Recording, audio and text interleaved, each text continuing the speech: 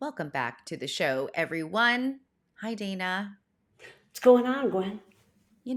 Just one foot in front of the other over here. It's all we can do. It's all Are we you can do. are you having intrusive thoughts? How's that for a segue? Yes, actually. Yeah. I love that. I love that. Well, and this is coming up. Dana found this really cool infographic. Would we Yeah. say that's an infographic, Yeah, I think so. Dana? And it was like this really neat thing of like what like in pop psychology, so just kind of more mainstream psychology versus like what actually happens like for psychologists. Yeah, or just like And what's popular culture use of yeah, things versus what we conceptualize as or what it originally was. Yeah. yeah. And one of those was intrusive thoughts. And Mm-hmm. I felt like this was so significant Yeah. because people will say I'm like having intrusive thoughts. So like, oh, Yeah. like I hear it used colloquially as like, I really need to go buy that thing.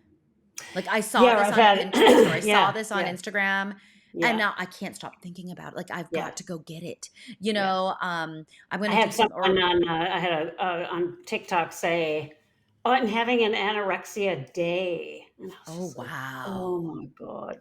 So, and that was sort of like a clearly that person wasn't anorexic, but to use a term like that Yeah. has such a heavy meaning to it Yeah. as sort of like an intrusive, pervasive way of being was just Yeah. to me. It actually it diluted the real experience. It sort of disrespected what Yes. the real experience is. Yes. Where the line gets crossed for me, I think I get mama bearish about it. Yeah, because it is the suffering Hmm. and the difficulty. But I think about the word suffering. I mean that's the word that Mm. comes to my mind because it causes a lot of Yeah. grief. And so intrusive thoughts, true intrusive thoughts, that we just know are unwanted. They're involuntary. Hmm. They really can sometimes come against what we believe we stand for, Yeah, and especially in they're distressing. OCD. Yeah, and they They're like I had very a client distressing. years and years ago. We talked a lot about intrusive thoughts she was having when she'd be driving home with her little kid in the back car, and she'd have these intrusive thoughts of a really bad accident happening or something, Mm. and it was because she went into the oncoming lane of traffic or something. She's like, "Why am I having thoughts like that?" And it was Mm. clearly on a bunch of levels for her. It was about, am I a bad mother? What's wrong with me? Am I going to act on these things? Why in the hell am I having a thought like this in the first place?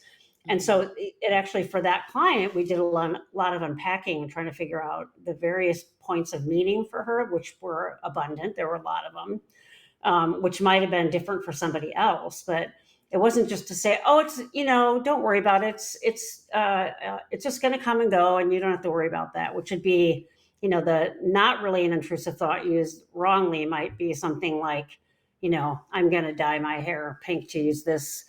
At igototherapy.com. I want to give some credit to the meme Yes. I found this morning.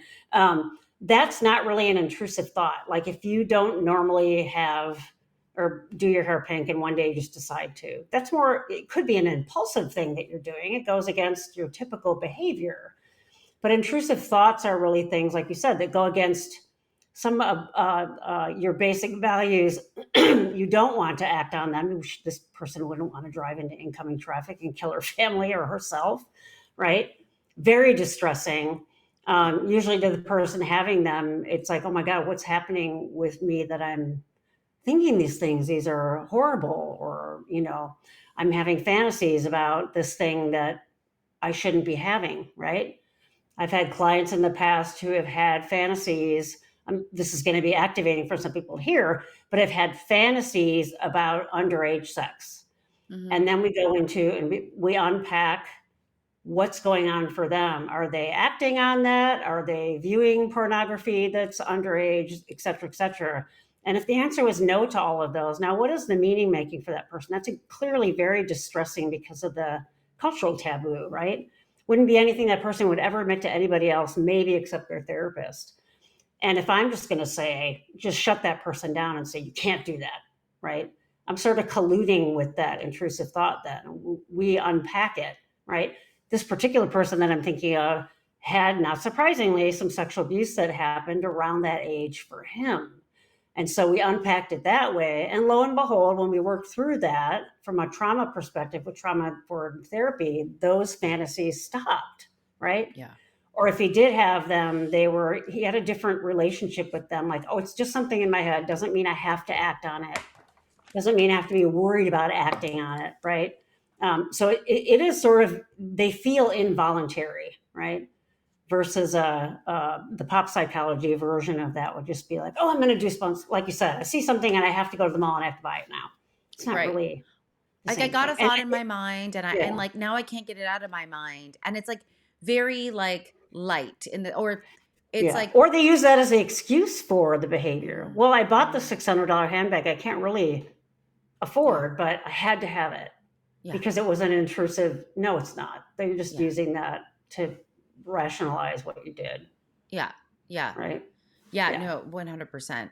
Something that I'll say to that with my clients, because I don't really know if it's intrusive, Mm-hmm. and we really explore what intrusive means. And like think the themes of this are they're involuntary, they're Yeah. persistent, and Yeah. you feel like you're being controlled by them Yeah. versus you being in control. So sometimes I'll say, I want you to imagine a song that irritates you. Mm-hmm.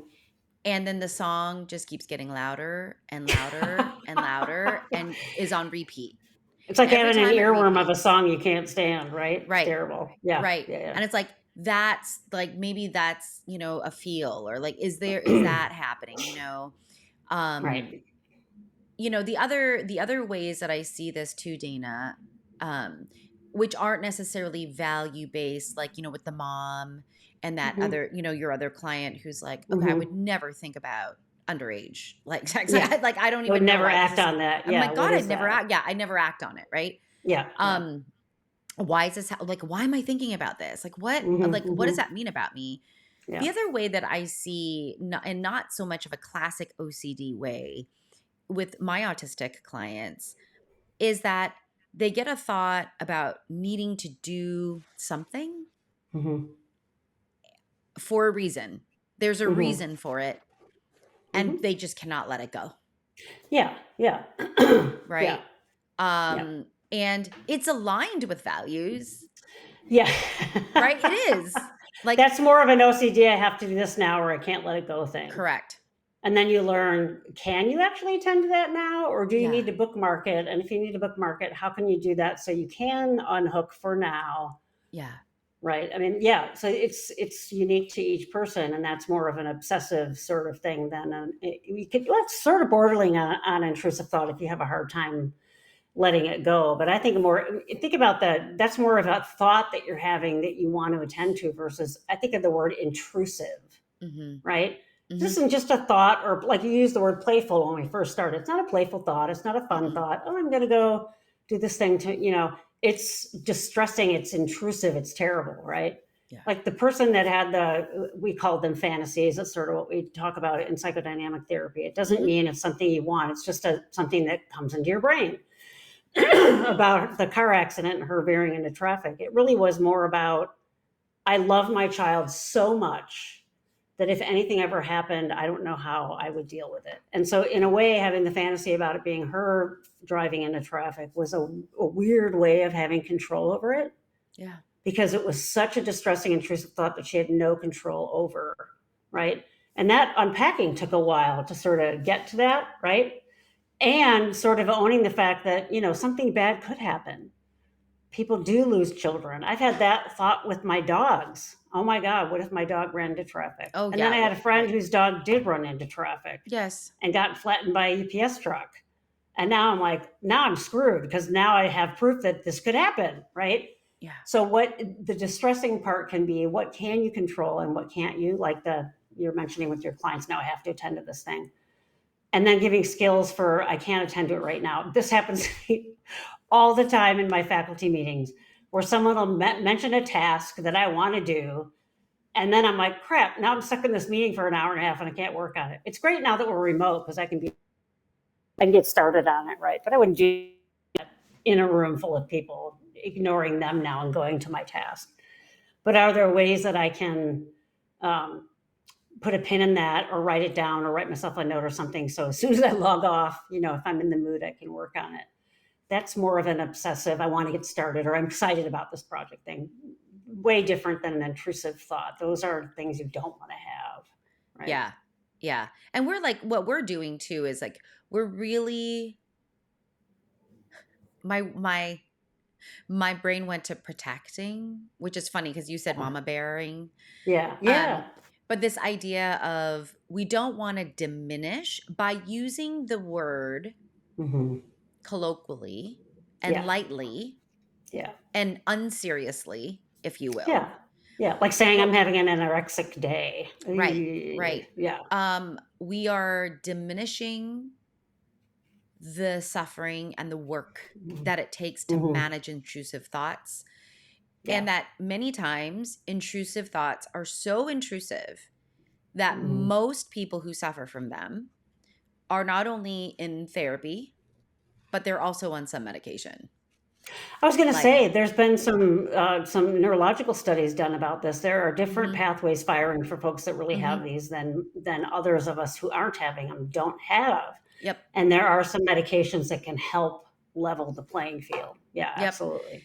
Yeah. TMS is, there's a new framework. TMS just came out Yeah. with a new studied framework for OCD because it's Oh, really cool. been Okay. shown to be more effective or the most effective with depression. That is Okay. really for Remind the TMS, audience, TMS is at the magnetic something or transmagnetic other. Yeah. stimulation. Yeah. Hmm. And it tends to be a treatment that is used when all other treatments and supports are really failing. Which is too bad because maybe it'll eventually be more of a first line. Yeah. Yeah, yeah. Insurance companies often don't fund Oh. you will go to TMS unless you've been through your quote unquote, and I have my air quotes up, you guys, medically resistant. Yeah. So Or like, all your exhausted other. antidepressants Yeah. and all of that have not worked. And that Yeah. happens. Like we Yeah. see how intractable some major depression can be and how awful that Hmm. is. Yeah. And so again, like, for us it's not about telling you guys what to do or that you should do these things, but Hmm. being informed about what are different types of treatments. But Hmm. I think my point in saying this is that, you don't need these levels of treatment when you think that, you've seen something on Pinterest and or Hmm. Instagram or TikTok and you're like, oh my gosh, I have to get that, Yeah. you know, And hot thing. by contrast, if you do have that kind of thing, I mean, because I don't want to just dismiss that, that can be a Hmm. powerful motivator. But if you're saying, "Oh, I had to have it, and there was nothing I can do," you're disempowering yourself. Yeah. Versus if you say, "I love that thing a lot. It's too expensive for what I can afford. Maybe I'll wait, or maybe I will buy it." But then don't act like a victim later when you have money later. It could be something like, Yeah. I don't have any money, so I'm going to eat popcorn for dinner every night this month because I really wanted that purse, right? Then it totally reframes it away from, I couldn't do anything about it. I had to have that purse too. Yeah. Well, you know what? I made a decision and I'm paying a price for it, but that's fine because I really want that. Yeah. I'm I using that was told example. I It's was funny because I would never do that for a purse. I don't even own purses. I'm a yeah. backpack chick, but I know the pull, right? Yeah. Designer handbags, they're cool. Sure. I love that line in The Devil Wears Prada when she gives her that purse and she's like, "Oh, this is so pretty." And the guy says it's a piece of iconography. So there is a lot of sort of draw in our culture to pull you away from having control, right? So I think that's maybe where some of that came in the first place. Advertising is very strong. It shows up in your feed then. Your friends have those things. So the pull can feel intrusive, but it really is you're just a victim of outside influence. Intrusive thoughts are more internally driven Yeah. by neurology or fears or thoughts that you're having that just Trauma. come trauma that bubble up. Yeah, exactly. Trauma can be something that really can Yeah. set the origin story, the lore for that for you. Yeah, if you were stuck on a desert island, chances are you wouldn't have the need to buy the purse, but the intrusive thoughts could still be there because you Hmm. had that trauma earlier and you took it with you. That's another good defining That's it. That's a really thing. good way to define Yeah, that. yeah.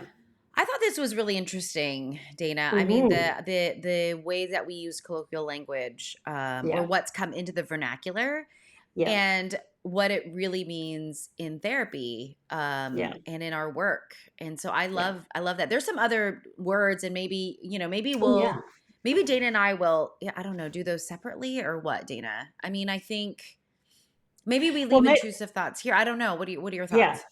I'm thinking we talked a little bit about the word of being triggered too, because I think that Yeah, with the at the risk of sounding like, oh, these couple old ladies who are therapists for a long time and don't, yeah, I don't want to sound that way at all.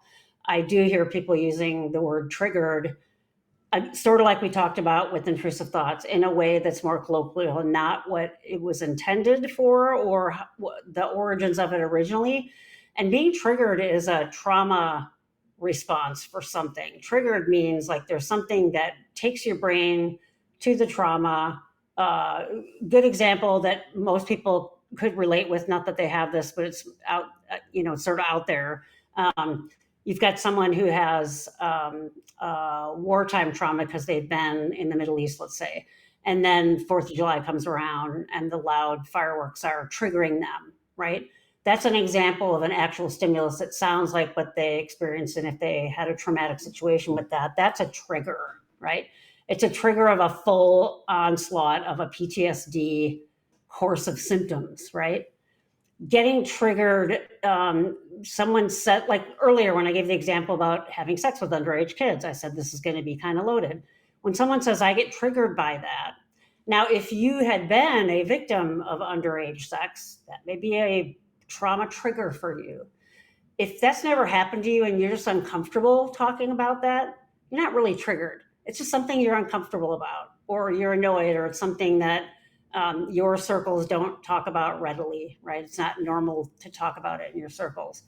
It doesn't mean I triggered you. Why do we sort of delineate this? It's similar to what we did with intrusive thoughts. Is one is internally driven by something that's a reminder of the trauma, and the other one is more of an excuse, right? Like, oh, you triggered me. No, they didn't. You're having a hard time dealing with something you're uncomfortable with. And again, you're disempowering yourself. It'd be better to say something like, that makes me really uncomfortable. I don't want to talk about that, or I'm going to remove myself from it, right? I can remember undergrad, I took a women's studies class, and the teacher showed it was a really good film, but it was about how women are used in media. And they showed it's a seminal work how this woman showed how women are always prostrated in ads and actually objectified and made into be like animals with collars and leashes and that kind of stuff. And then they started talking a lot more about sexual trauma. And I was, in the midst of my own therapy, and I'm like, oh my God, I'm getting triggered. I just got up and left the classroom for a bit, right? If I'd have just sat there and said, oh, I'm getting triggered and blamed the teacher, I'm not doing anything to help myself. I'd been in therapy long enough that I'm like, I think if I get up and walk out of the room right now.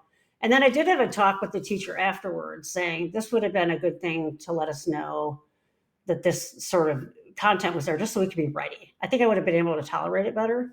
So it's not, there is a bleeding line between like a trauma trigger and being triggered, but overusing that, someone cut me off in traffic, so I'm triggered. No, you're not. Someone's being a jerk. It's annoying, but it's not yeah, really a trigger.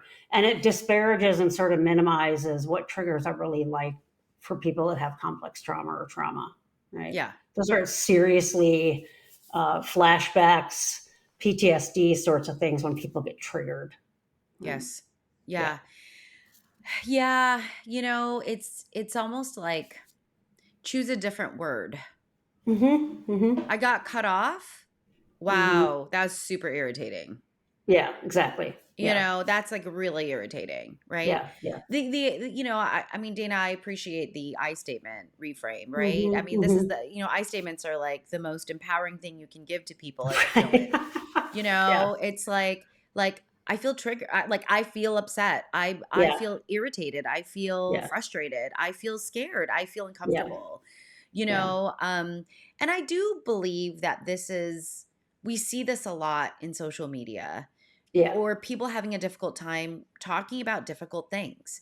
I Mhm. mean, Dana, you and we're not talking about the easiest stuff. And No. we do that on purpose. And of course, we're Yeah. never like flat out on stuff. I mean, unless you're like being a jerk Yeah. about human rights or something. I mean, I think we're pretty clear on that. Yeah. There's Yeah. many things we're very clear on. But most of the time, we're pretty nuanced. I Yeah. mean, we're Yeah. splitting hairs multiple times, the same hair multiple Yeah. times over. Yeah. And that again, the point of talking about this isn't to even be more PC. Like that's not Yeah. the I don't think that's the point of what we're doing.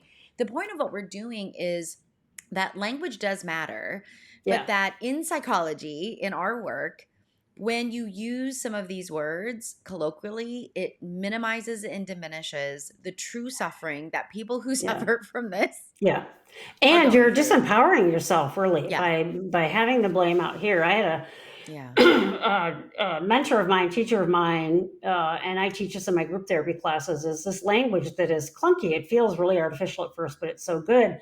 It might be something like when that person cut me off, I had myself feel really angry. It's very different than when that person cut me off, they pissed me off. Yeah. Right? It's subtle, but it's I had myself be angry because we can get cut off in traffic all the time and be like, well, that guy's a jerk, but it doesn't get you angry. So you're owning more of your experience, right? And then that is what empowers you. As soon as you're giving it away, it's not, you actually, I know they're trying to say I'm being triggered. They're trying to get more onus on themselves, or not onus, they're trying to get more validation that they're triggered, but actually, you're actually giving away more of your power that way. It's a subtle difference, but it's so important. Yeah. Yeah. It feels, I think, passive to Yeah. your Yeah. point. And if Yeah. I dare say, it is like self victimizing. It's like Yes. I'm a Yeah. victim of my circumstance Right. Right. versus this might sound overly stoic, but the idea Mm. of, you know what? The world is full of irritating, frustrating, Hmm. awful things. Yeah. Yeah. So, if I know that happens, I'm prepared to respond. Like, Right. Yeah. and then maybe I don't get so bothered by it because it's like, oh, Yeah. there's another one. Okay. Hmm. Like, you Or know, talk about the real barriers that are there for you to deal with it, or why yeah. that particularly bothered you. I'm more interested in knowing what your real experience is rather than just sort of flipping it off as, well, someone triggered me. Well, let's get in there more. Let's figure Yeah. out what's going on. Yeah. Yeah. And Yeah. and what kind of skills can you be empowered with in order to Hmm. meet the moment, Yeah. So it's which life nuanced, has but many. important. Yes, Mm-hmm. exactly. Mm-hmm. That's right. Dana, what do you think? Let's just do that. Let's do these. I mean, I feel like Yeah. it's just, I think No, I it's want to do the trauma bond as another episode. There's yeah. Well, too much I was goodness. thinking Yeah. that our next episode we should talk about what trauma informed means. Yes. Because Okay. maybe we do that together. So stay tuned for the next episode. It's going Stay to be tuned for the about, next episode, yeah. everyone. But anyway, so those were fun. Those were fun to Hmm. just Yeah. to do a little compare and contrast with. Yeah. For those of you our NeuroMarvel friends, what is a word that you've seen or heard to be Mm. used more colloquially that really doesn't match maybe your own experience? I don't Yeah. know.